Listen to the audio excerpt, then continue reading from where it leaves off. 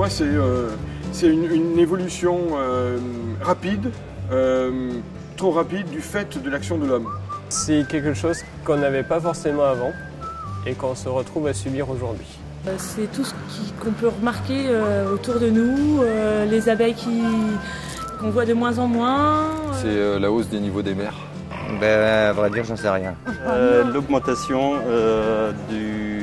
de la température due justement aux émissions de gaz à effet de serre dans l'atmosphère. D'où l'importance que l'homme agisse en sens inverse pour arrêter les dégâts qu'il cause lui-même.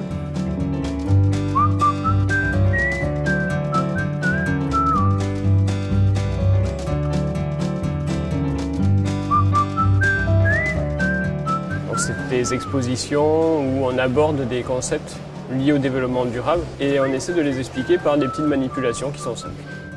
Le fait d'en parler de plus en plus souvent, que ce soit les associations, les pouvoirs publics, ça permet aux citoyens de prendre conscience de la réalité de ce fait et de l'urgence de le traiter. Parce qu'on est convaincu de l'intérêt de cette démarche participative, cette démarche citoyenne. Ça se fait par ces actes citoyens, ça se fait dans les écoles, dans les collèges, dans les lycées, partout où c'est possible, on doit amener la parole du développement durable. Il y avait un réel lien entre la vie de monsieur, madame, tout le monde à la maison et le lien avec le côté professionnel et l'économie locale.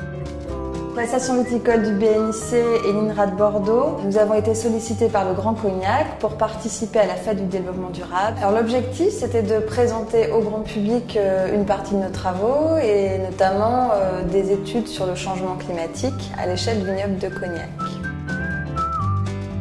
On a été invités par le Grand Cognac pour faire ensemble des scénettes autour de l'énergie. On propose au public d'intervenir pour aller discuter avec les personnages afin de partager leur façon de faire chez eux, quels sont les petits gestes ou comment aborder la thématique avec l'adolescent par exemple, pour faire des changements durables et on l'espère pour les générations futures.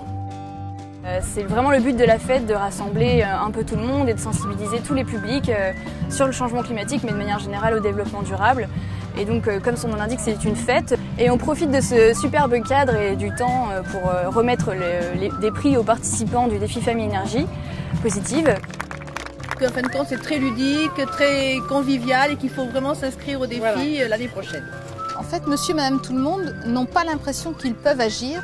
Et le fait d'organiser des journées comme ça, c'est vraiment de la sensibilisation. Faire comprendre aux gens que non, on ne peut pas rien faire, que le moindre petit geste, fermer le robinet, éteindre les lumières quand on sort de la pièce, tous ces petits gestes-là ont énormément d'importance et ils participent à éviter ce réchauffement climatique ou du moins à le ralentir.